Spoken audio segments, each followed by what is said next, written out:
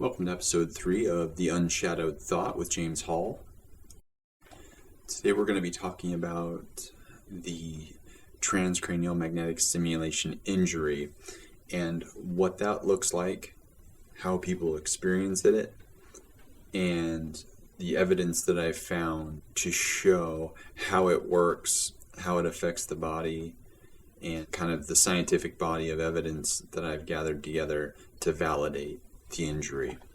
For those that are looking for a more concrete version of what I'm saying here today and the research to back it up, I've written an article in Mad in America called Can Transcranial Magnetic Stimulation Hurt You?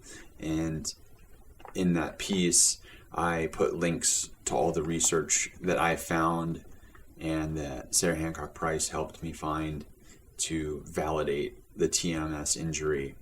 So you can take a look there and see a much more simplistic layout with the evidence linked up in the article as well. So with that being said, we'll get started. I think the first thing to think about and to kind of categorize mentally for myself, and I think it's helpful for others to do it as well, is to kind of group what we see as the injury into one picture of symptomology that's expressed from the TMS injury. So what we see primarily, almost everyone manifests with some form of worsening depression and anxiety.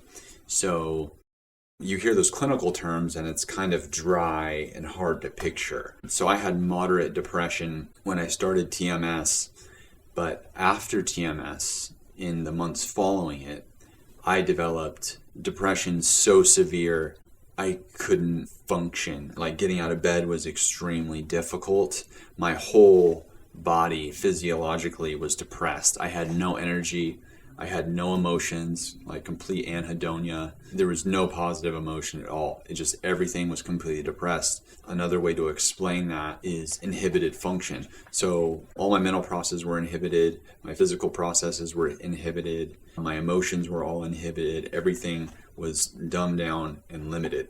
The flip side of that is some people end up in a hyper-aroused state, even a state of cortical arousal, which their anxiety is absolutely through the roof. So I know there's people out there with extreme anxiety just from trauma and different circumstances, but the trauma that I see, or the anxiety that I see from the TMS injury, is so extreme it's not even human. People can't sleep.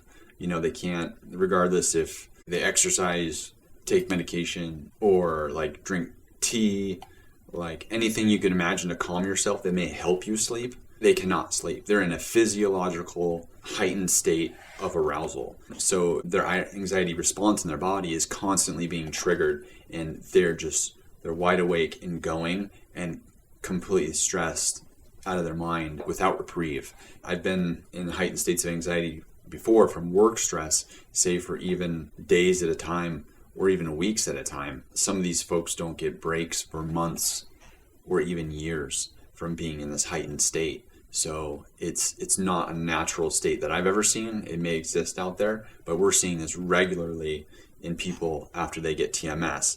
And in such a heightened state, they're completely and utterly miserable, and they can't come down off it. One of the people in our group just got back some QEEG images that's showing her brain is just stuck in a state of arousal. It's just incredibly difficult to deal with. So those are two big main signs. We see this a lot in people with TMS injury. They seem to have one or the other. I can't think of any occasion where they didn't have either one.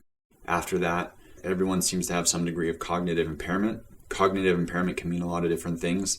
It can be not having a short-term memory or having loss of functional memory, so that when you're doing things, you get confused. So even though you can remember back a little bit, when you're going from one task to another, you can't remember exactly what you're doing. Whereas as soon as you're doing one task and someone distracts you, then you can't remember anything. You can't remember what you were doing, and you can't remember what the person said if they distracted you or whatnot. And then like there's story recall, there's all these different kinds of memory, and we've seen impairment to all of that. I think it's worthwhile to note that in ECT injury, we have this loss of long-term memories. So people may, if they're 30 years old, they say, I can't remember anything that occurred in my 20s. We're not necessarily seeing that with TMS. I can't think of one case where we've had that, although there may be. It's hard for me to remember everything all at once, but generally speaking, that's not occurring. I know it's more common with electroconvulsive therapy injury, but we're not seeing that in TMS. That's one difference. We're seeing a lot of irritability, fatigue, panic attacks, and increased suicidal ideation that tends to come with the depression and the anxiety. Whatever extreme gets pushed, there's increased suicidal ideation. Chronic headaches seem to be a big one. Many people have chronic headaches. And then there's this kind of part of the syndrome is this loss of balance or dizziness or nausea. We talked about tinnitus before on the last episode that I experienced. There seems to be, there may be a tie to kind of the inner ear, the auditory cortex, and the brain's ability to balance and to process its environment correctly. So, I mean, almost everyone seems to have some sense of some dizziness, balance issues. I started running into walls after TMS. I'd be coming around a corner and my shoulder would just clank into the wall. So, one, I've lost some sense of balance. I've also fallen down times when I didn't expect to. I felt dizzy, but then my spatial perception seemed to be off as well. When I, for instance, if I'll reach for something, I'll hit my hand on the surrounding area, whether it's a table or a cabinet or a wall. There seems to be this issue with spatial perception now that I have, where I never experienced that before TMS, my TMS injury.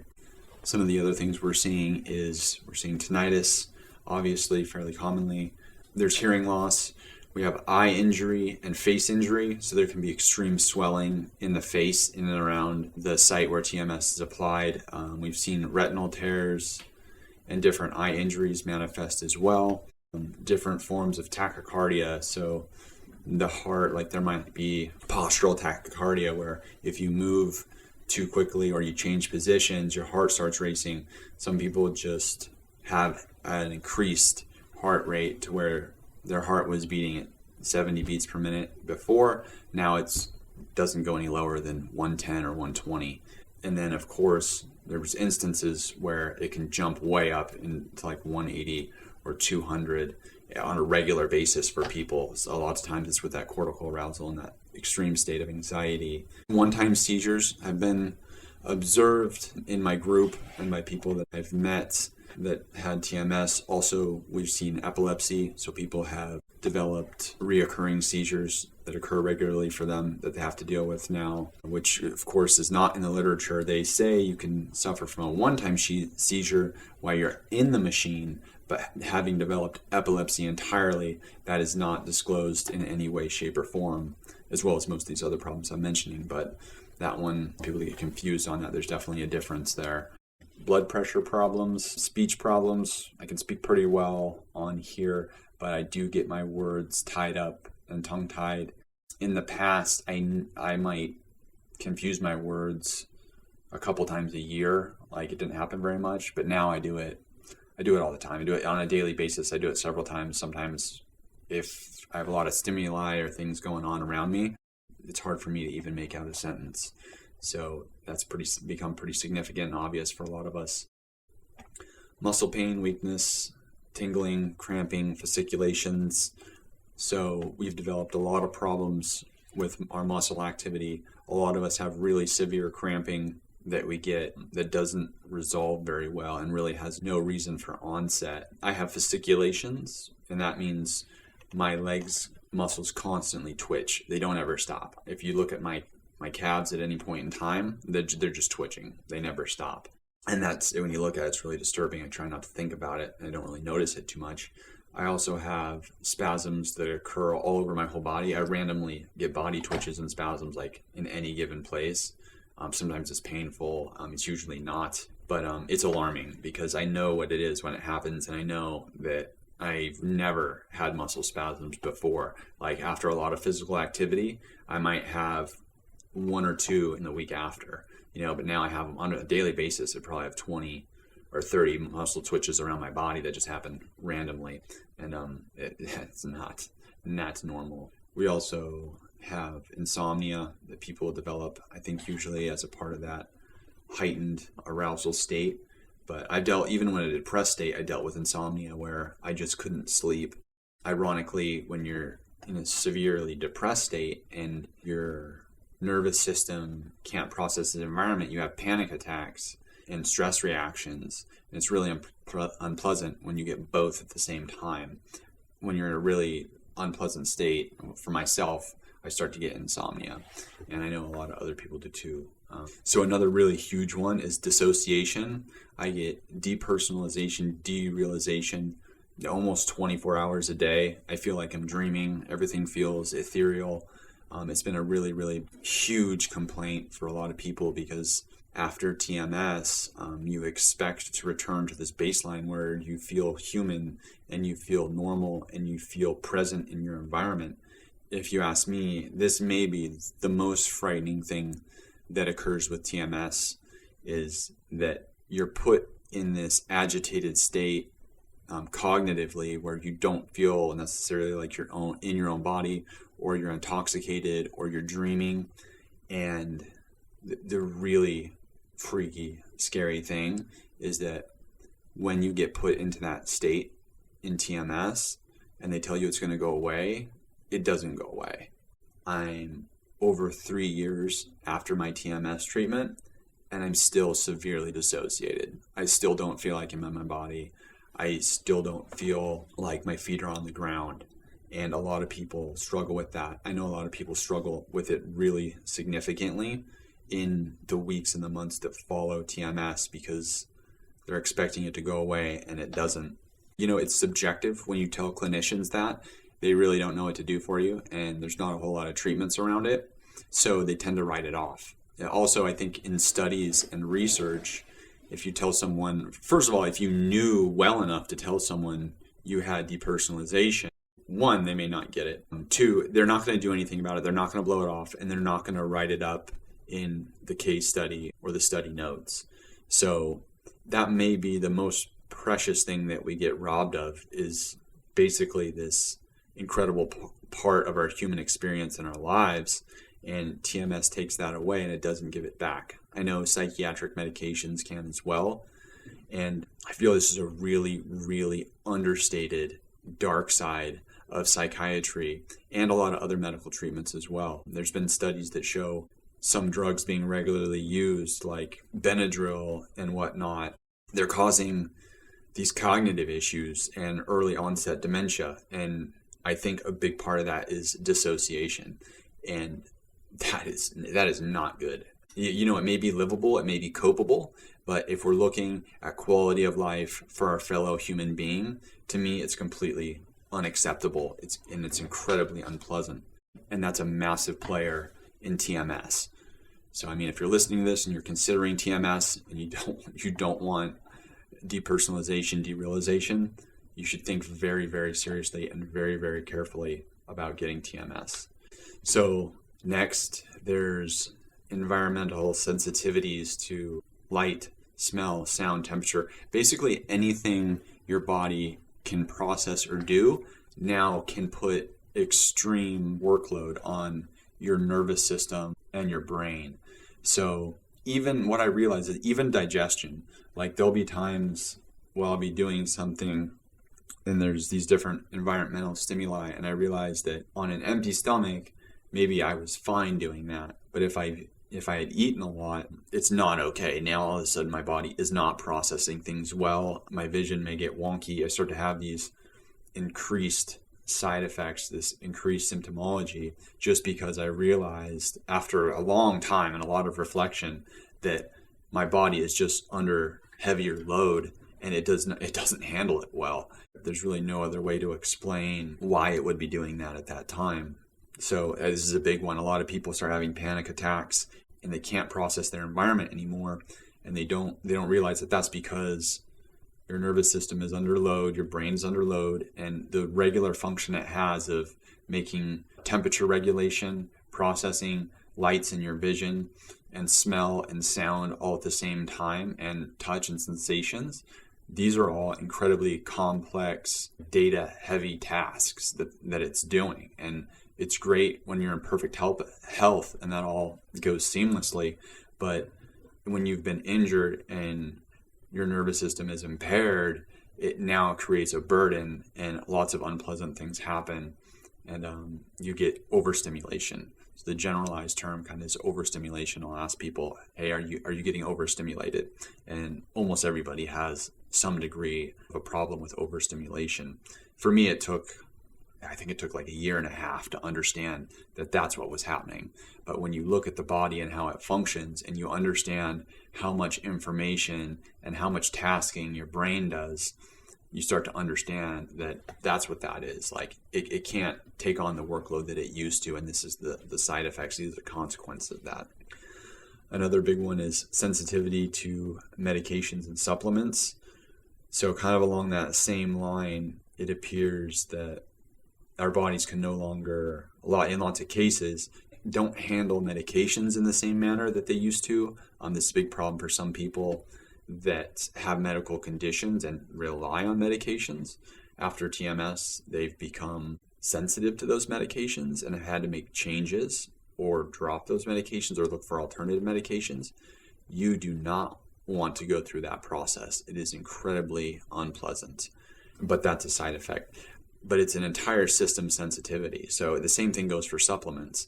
I thought that I'd be fine taking supplements because they're relatively harmless and trying to use those to help my recovery. But what I found out is I would take certain supplements and I would have very extreme reactions. I remember one in particular I took and I couldn't sleep for a week. And that's happened to me several times. Caffeine, same way. Before I could drink a cup of coffee and I'd have some energy for a few hours and then I'd crash out. I'd sleep like a baby after I had coffee. Now, if I have a cup of coffee, I won't sleep at all. Maybe an hour's worth of sleep in like 2 days. I won't sleep well for 2 weeks, at least a week and a half. And that's after just one cup of coffee, one occurrence or one occasion. It's just a drastic change in lifestyle and expectation from what I used to have.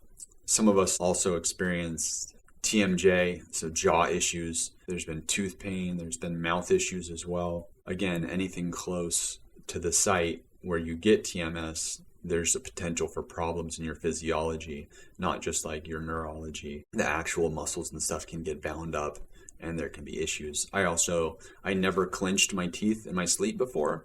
I never needed like a mouth guard or anything, but I developed this really intense tooth pain. And my dentist checked my mouth out and he's like, you don't have anything going on there. I think you need a bite guard at night. And he said, I think you're grinding your teeth. And sure enough, I put the bite guard in and then my pain resolved. The pain's a funny onset, just feels like a toothache during the day, even though you wake up and you don't have any pain.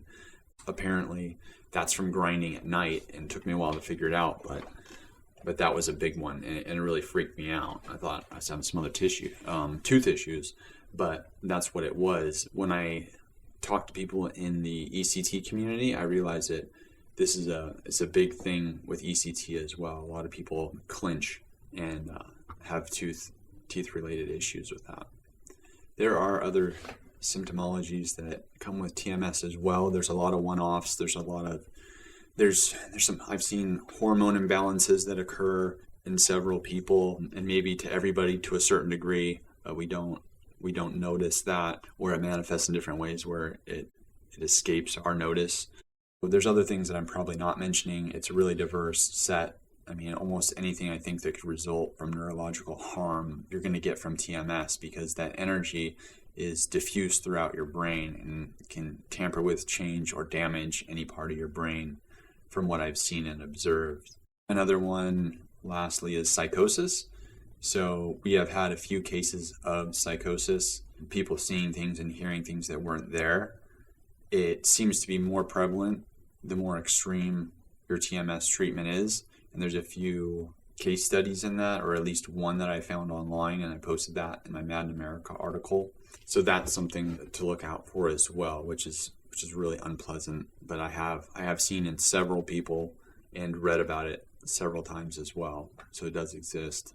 Yeah, the more I think, the more I realize there's some important kind of caveats to the symptomology I just talked about. One is back injury. So I had been doing sit-ups my whole life, in large frequency and never had a problem. But for some reason, after TMS, within a few months of finishing TMS, I had a severe low back injury. I think it occurred from doing sit-ups. It came in and around the time I had been doing sit-ups. I just thought, that can't be TMS related, as it's just completely different area. Physiologically, it's different, different spot. I didn't feel anything during TMS down there. It's not an issue. But sure enough, when I looked into electrical injury, there is a higher occurrence of back injuries that occur after that.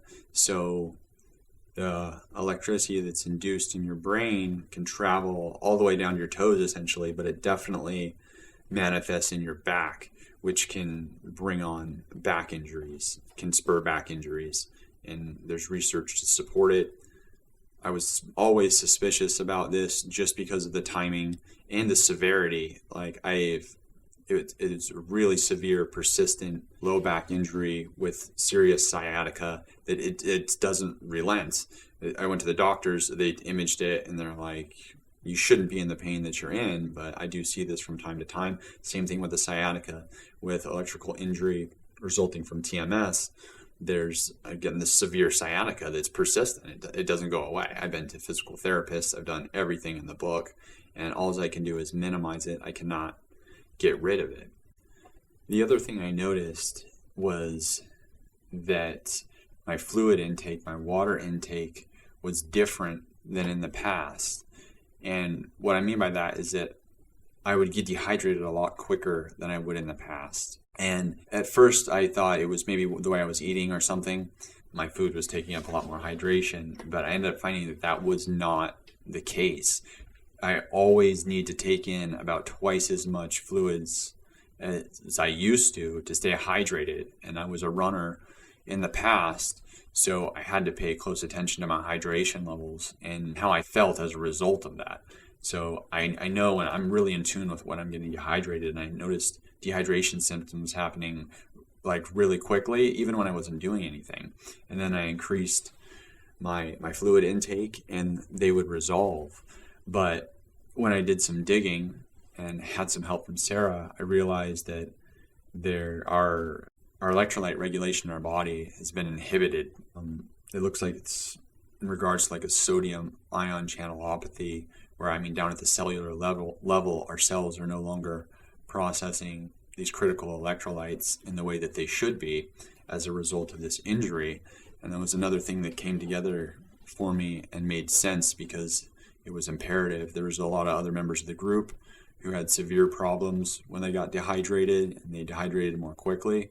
It seems to be another result of electrical injury, but it's very important. The other thing is all these symptoms and stuff, they used to be in the past, if you had them at one time or another, there was something that you could do to affect them or to manage them, like anxiety and depression. You could eat well and exercise, and it would have some effect. Maybe some people didn't have a big effect. Maybe some people had a great effect and they were able to completely resolve this stuff. Same thing with any other symptoms. But the symptoms that we experience, they don't respond to treatment. There's almost no way to get out of this stuff or to minimize this stuff. It just, you work on it for a very, very, very long time, like a series of years, and you may get, 10% relief or 5% relief. Where in a clinical setting or in a medical setting, they'd expect you to recover in 2 to 4 weeks, for a severe injury. We're just not seeing that in these cases. And this is something that shows up in electrical injury and other case studies as well. So that's how we're seeing TMS injuries manifest.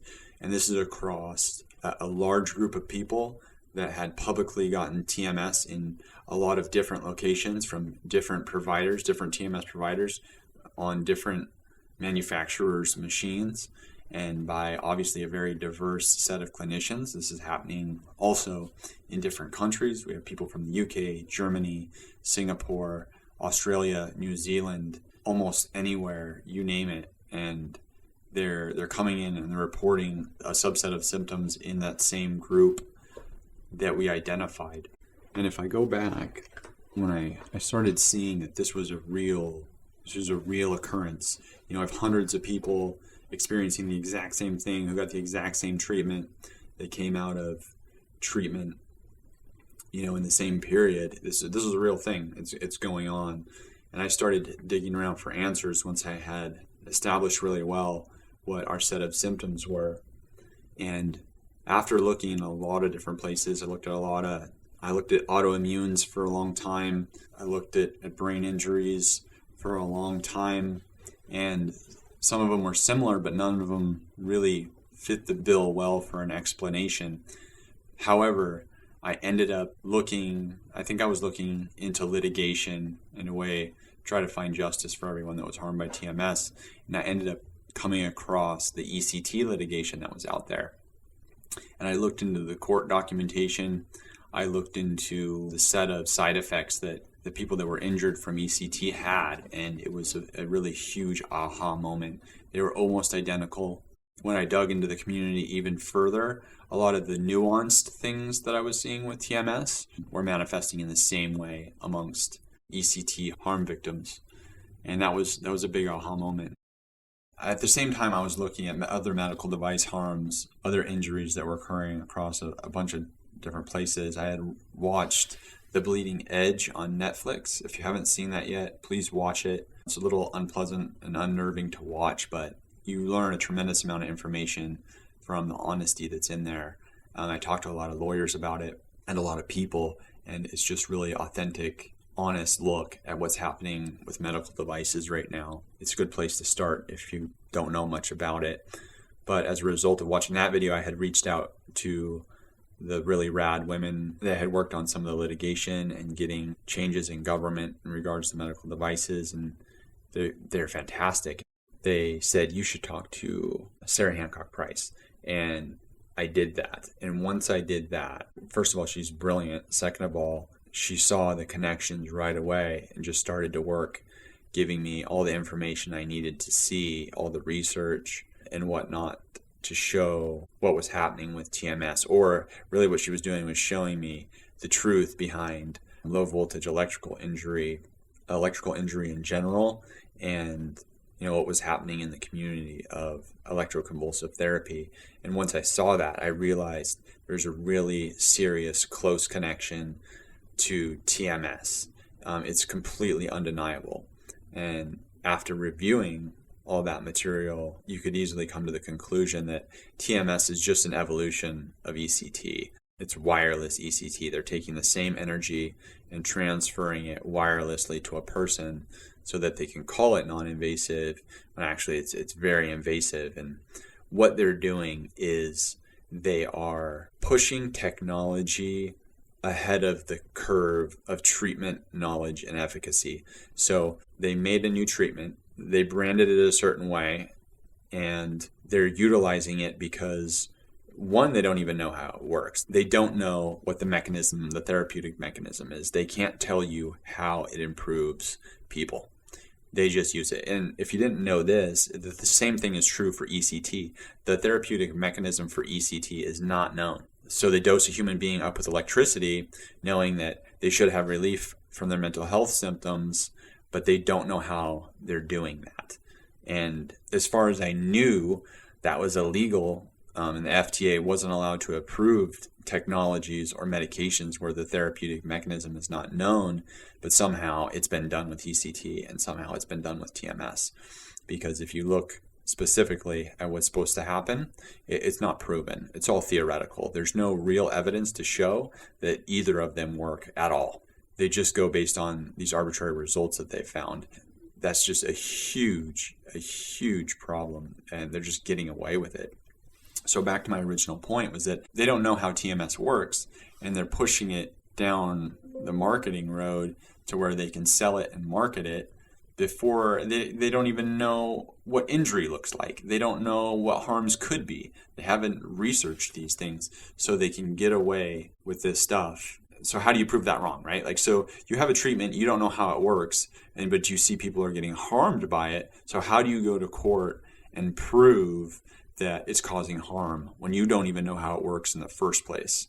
You're putting the cart before the horse. And this is the problem, and it's an extreme problem. And when we back out and look at the big picture, we have to ask ourselves, why are we doing medical treatments where we don't even know how they work? And so how are we supposed to regulate those things? How are we supposed to make sure humanity isn't coming to extreme harm by those means? You can't do it. If you don't know how it works, you can't do it. So ideally, we are not supposed to be doing those things in the first place. You have to know what you're doing before you can regulate, control, or understand a thing, right? So this is the case with TMS. It's the case with ECT, and I'm pretty sure it's the case with a lot of other things.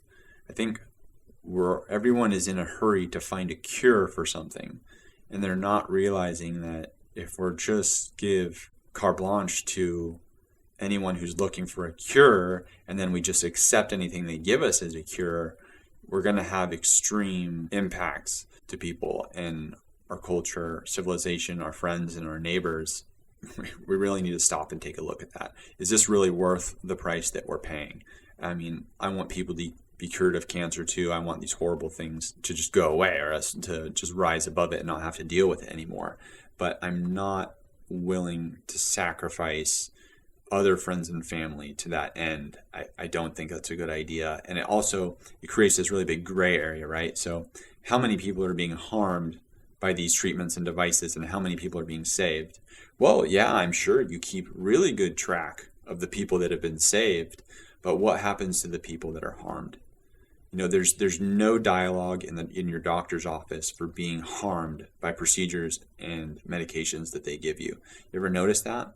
That's called getting fired by your doctor, right? Like you come in and you say, hey, I think you harmed me. I think this harmed me. They'll be like, I'm sorry, I can't see you anymore. And they'll kick you out. And that's a really unpleasant phenomena that people don't talk about either, that we're going to talk about on this cast. But it just lends to this whole situation where we're not counting the casualties, but we're counting all the victories. And so there's no comparison. But the information is out there and we can get to it. And when we do, then we can count the real cost. We can make a real measure of, is this making a difference? Are we better for it? And answer those questions. But if that data and that information is skewed, we can't do that. And another question would be, why would someone want to skew that data? Why would someone want to make it unavailable? And why would someone not track? Why is someone not tracking the casualties, right? If I'm in a community and I love and care for all the people in this community, you better believe I'm going to track all the ways in which they're harmed or they die even, so that I can make sure it doesn't happen. But we're not doing that. You ever notice there's no narrative from that? It's just not a thing. I mean, we loosely do it in some circles. They track like heart disease and stuff. I mean, a lot of this stuff is done in autopsy, but when they are tracking heart disease, are they tracking the mechanism by which that happened? And that's the question, right? Like, we're all dying from something, and we can keep track of that. Like a condition, right? You can attribute a death to a condition, but are we tracking what's causing those conditions? Are we tracking the more subtle nuances of what's occurring? And is that too difficult? It's not too difficult. We track a lot of things in great detail, but are we tracking the important things? And are we cataloging and looking at the data on those? Something to think about. So I digressed a little bit. I think it was worthwhile. So let's take a look at the TMS injury. I identified that it's very similar to ECT, and the symptomologies are virtually the same. They're slightly different. There's some important differences, but again, the treatment is different too, right? We're getting wireless electromagnetic field pushed through our brains versus direct current electricity. And there's some great similarities and there's some differences. But here's what I found essentially is that ECT has direct current, and the damage done by ECT is caused by thermal transfer. So there's a heat buildup inside the skull that causes cell death and structural damage inside the human skull. But one of the big drivers of damage, if not the biggest driver of damage, is the rapidly alternating electrical field that is given off by the direct current. So here was the big aha moment after doing a lot of reading and research, is that rapidly alternating electrical field is exactly the same thing that you're getting in TMS. So there's the direct application of electricity in ECT, which travels through, and that does thermal damage when it builds up heat. But the other mechanism of damage from ECT is the electrical field that it gives off. So it's not the current itself, it's the field that's given off. And that same field is present in transcranial magnetic stimulation. And that's why we're seeing the same harm and the same damages. So that rapidly alternating electromagnetic field, which also has an electrical field in it. It causes electroporation. What that means is everything has inherently, all human cells, all biological life all the cells have polarity. So there's a positive and negative. There's an electrical field around this stuff that comes from the electrons in their atoms, right? It's a naturally occurring thing. Well, when you alternate the polarity on those fields rapidly, it starts to pull them apart. So if you think about one cell in the cell wall, it gets pulled drastically in opposing directions. So it starts to pull apart when you do it quickly and over more time. But here, time is a function of nanoseconds. So over nanoseconds, the cells are being pulled apart. Well, if you're at a very low amount of energy, the cells will get pulled apart, but they won't break. And that can actually result in lasting damage, which is the cell walls become porous. So that membrane is there to keep everything in the cell operating as it's supposed to, and it's also there to make sure that no molecules from outside the cell come into the cell and mess up the chemistry going on in the cell.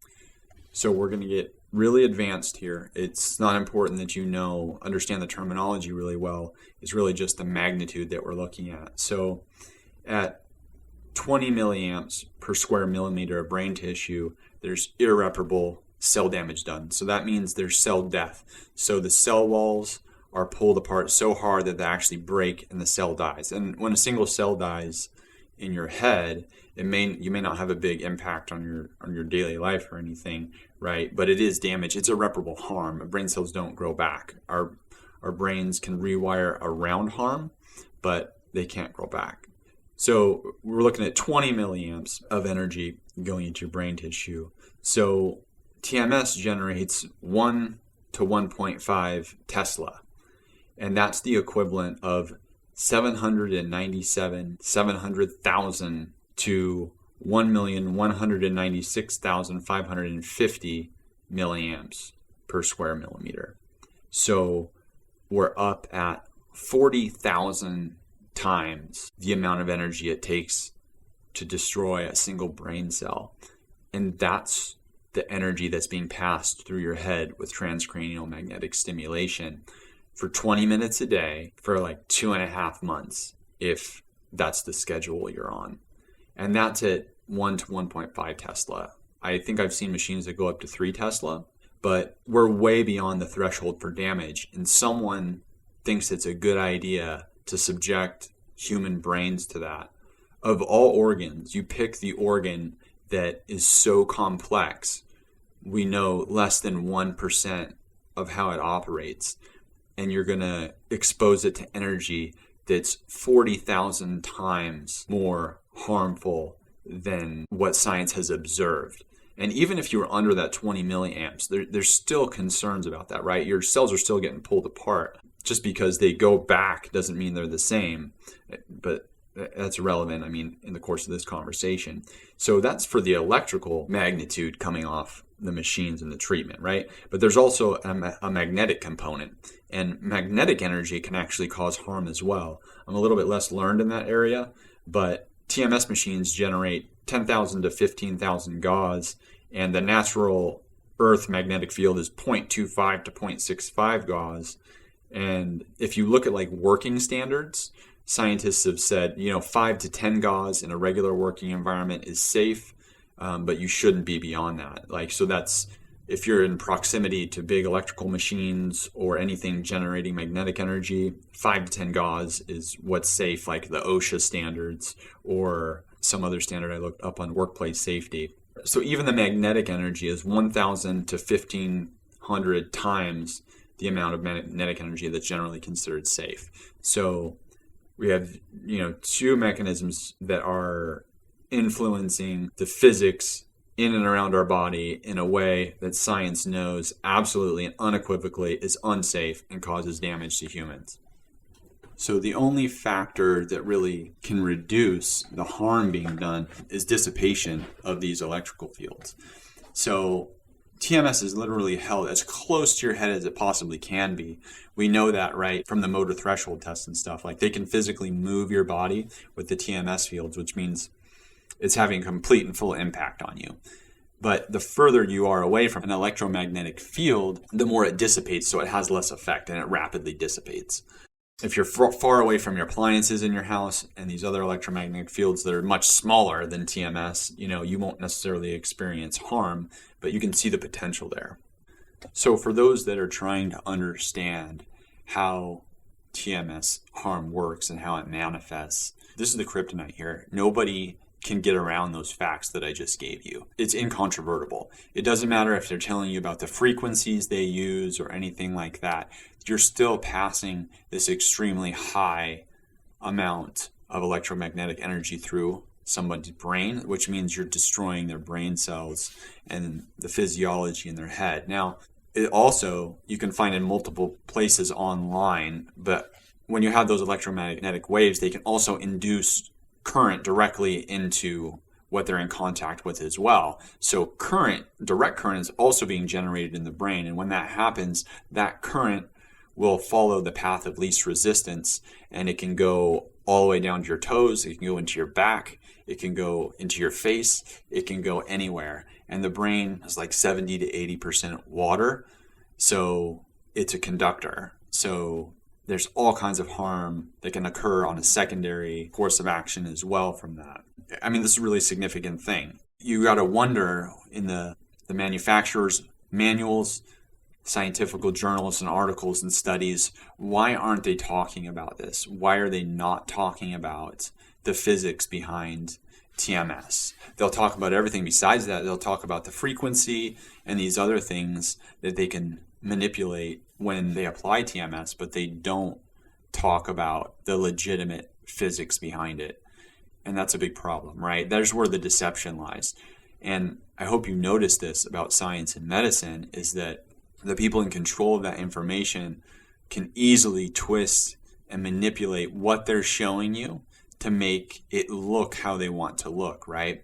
So if you're a safety board or you're the FDA or you're a regulator and someone says, hey, is this device safe? And they present to you all this information on the different hertz levels that they can use on it, all these different parameters, but they're not showing you what's critical to physics and kind of this biomedical paradigm where we see the impact of just raw physics on the human body. Then it has no value, right? Like, if you can't look at things from a fundamental perspective of this is how much a human body can take in terms of an electrical field, this is, how much physics you can apply to a bone before it breaks, how much kinetic energy, all these different things, then you're going to have this big gray area and you're going to have too much wiggle room for others to manipulate the situation, this is exactly what you're doing. If you look through a medical literature and different things and you're astute, you'll realize there's always information missing. There's always some aspect of things that aren't being expressed that should be. There a lot of times there's conversions in energy that are not being communicated as well or are being tweaked so that it would be very hard for someone to get to the bottom line or the truth about what's going on. Things should be the exact opposite, though. There should be universal terms for how medical devices and medical treatments are expressed to regulators and to patients. People should know exactly what's going on. There should be no conversion. Like, you can't sell me a medical treatment if you're going to try to change the language in which you're selling it to me in, right? So I was in banking, and the big bubble in 2007, 2008, when everything crashed, right? What was something that came out of that? There's this Truth in Lending Act where, irregardless of what a banker said when he was selling a mortgage, there was a piece of paper that he had to give his customer that they signed that says, this is your rate, this is your term, this is your payment. Like, this is the black and white of your loan. And this is not going to change, right? They had to do that because they were changing the language. People were being deceptive. They were telling the customer, this is your payment, $500. They wouldn't tell them that was an interest-only payment and that they would have negative amortization on their house if they made an even lesser payment or whatever, right? They just told them what they needed to hear to sell the loan and to get paid and to make money. And that's what we're seeing in the medical community. And it's completely rampant. There's good people out there. Of course there's good people out there, and I'm always going to emphasize that. But the problem is that there's no control and there's no reins put on the people that are profiteering from the harm of others. And it's completely endemic right now. It's just a huge problem. So there's another aspect of TMS injury that I want to cover kind of along this line of reason, and that's the clinics. And what I found about the clinics was that these places, the vast majority of the ones that I've seen, they're all essentially like sales, marketing, and ventures, right? Like they're trained to sell you on TMS. They're trained on exactly what to say and how to say it. And they're not trained on what TMS really is and the dangers, the physics behind it that we just mentioned. They don't know any of this stuff. These businesses are set up to profiteer and to make money. They're not set up to help their community. That's not the way in which these clinics pop up. I mean, you see the same thing with ketamine. Like, they're doing it to make money because according to the survey or whatever the generalized information is about mental health, 1 in 4 people have a mental health issue or they're mentally uncomfortable suffering from depression or anxiety, right? So 1 in 4 Americans. I don't even know how many tens of millions of people that is, but it's a huge market for TMS to make money. And that's exactly what they're doing. In essence, if you get critical and you look at it, TMS is a new technology that's dangerous, but no one knows how to evaluate how dangerous it is. So entrepreneurs are leveraging that to make money because they know that they're going to have this golden window to make a bunch of money before it gets proven to be harmful or has the potential to be proven to be harmful. And I've talked to a tremendous amount of litigators, lawyers, and whatnot, and they have the same problem with it. No one's litigated these clinics before and the manufacturers, so everyone is hesitant to do it. So it'll be a massive upfront investment and it'll be difficult to do. And pharma relies on the same things. They rely on the fact that no one's going to litigate them because it's too costly and it's too difficult. And TMS it's the same way right now. Like it's like this gold rush. They're running to treat everybody as quick as they can, as fast as they can. All of the tactics they employ are all around sales and marketing techniques, and they're just trying to get as many people through those chairs as they can. Well, guess what? Fast forward 10 years, when the first litigation is successful and this actually comes to the attention of the general public that it does serious harm and it's just a sham treatment, you now have tens of millions of people who have been severely and irreparably injured from TMS. And it's this invisible injury. It's not even like a broken arm or something when someone can recognize it. It's this cognitive impairment. It's this severe anxiety and depression. It's this damaged nervous system that someone looks fine on the outside, but it makes everything in their life extremely difficult and some things impossible to do. It's just a massive, massive impediment to people's quality of life and their existence. So I said a lot. I'm pretty happy with it. I'll summarize and add maybe a few more things here at the end. So the result of my time, research, and study and examination of myself and my own injury in regards to transcranial magnetic stimulation is that TMS causes primarily a low voltage electrical injury resulting from the electromagnetic field, an electrical field that's passed through the human body and brain. And secondarily, it causes like a post-concussive syndrome. So it causes repetitive concussions to the human brain and nervous system as well. And then it can also have physiological injuries to the face and head and ear and neck and back as well, is what I've seen. The treatment is essentially very dangerous. It causes this kind of invisible injury and also causes spellbinding, which is where when you cognitively impair someone, you take away their ability to see that they're harmed. So you can convince them that they're better or they're healed and that they should just go away and go do what they're doing.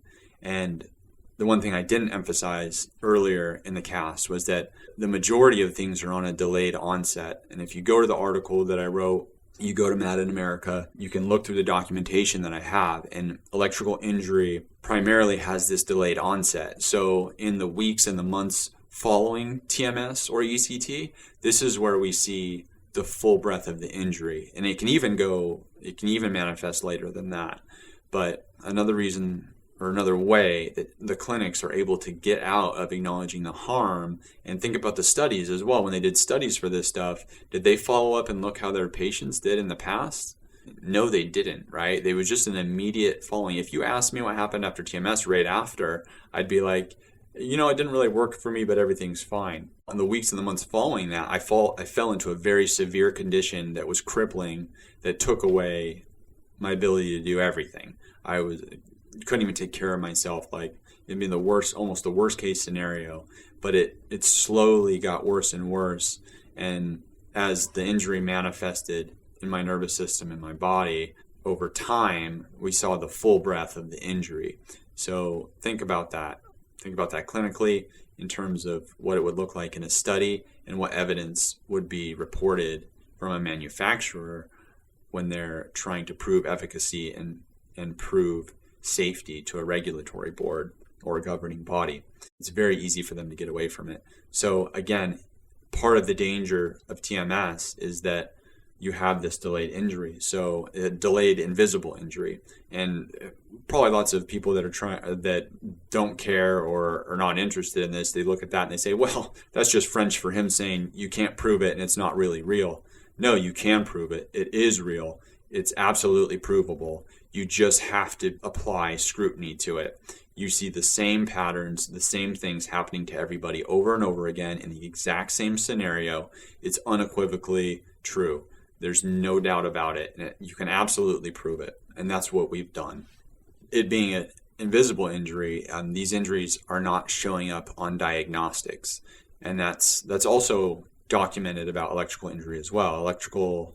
Low voltage electrical injuries, they don't show up on diagnostics. So they're subtly affecting the microstructures of the brain and the nervous system. And people are expecting to just get an MRI and see that stuff on there.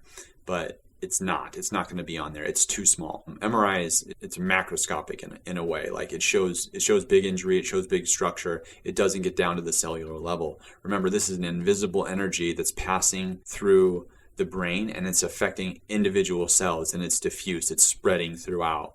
So, just like psychiatric medication, we know for a fact there's severe and serious change and harm that occurs as a result of using them, and yet there's no scans, there's nothing that's showing the evidence of it. Same thing with post-concussion syndrome, like professional NFL players.